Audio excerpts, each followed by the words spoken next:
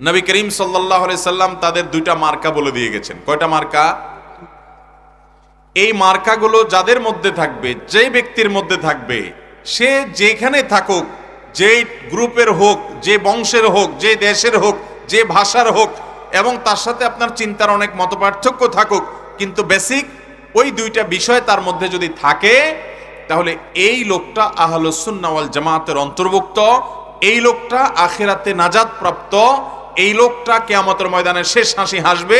নবী করিম সাল্লাল্লাহু আলাইহি সাল্লাম বলেছেন, ইহুদিরা ৭২ দলে বিভক্ত হয়েছে, আর আমার উম্মত হবে ৭৩ দলে বিভক্ত। এর মধ্যে একটা দল থাকবে, একটা শ্রেণীর মানুষ থাকবে, যে শ্রেণীর মানুষেরা মূলত নাজাত পাবে, তারা হলো মা আনা আলাইহি ওয়া আসহাবি, অর্থাৎ নবী সাল্লাল্লাহু আলাইহি সাল্লামের সুন্নাহ এবং তার আদর্শ, তার হাদিস, এগুলোকে যারা অনুকরণ করে চলবে, সেই সাথে নবী সাল্লাল্লাহু আলাইহি সাল্লামের সাহাবী যারা ছিলেন, তার হাতে গড়া শিষ্য যারা ছিলেন, তাদের আদর্শকে যারা ধারণ করবে, জামাআতুস সাহাবা, এটাকে যারা সম্মান করবে, শ্রদ্ধা করবে, ভালোবাসবে এবং তাদেরকে সামনে রেখে চলবে, এটা আহলুস সুন্নতি ওয়াল জামাআ, জামাআ মানে জামাআতুস সাহাবা, এটা তাদের দুইটা মার্কা। এই মার্কা যাদেরকে আছে, আপনি তাদেরকে সঠিক মনে করবেন।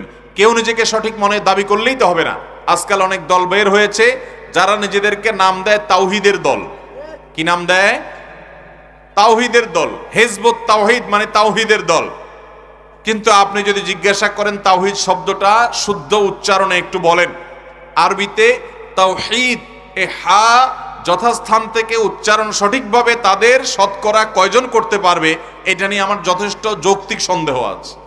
আপনি নিজেও চেক করে দেখতে পারেন। অথচ দাবিতে এরকম অনেক চটকদার দাবিওয়ালা মানুষ এখন দুনিয়াতে বের হয়েছে। অতএব ভাই আমার, দাবির কাজ না, এটা কাজের কাজ।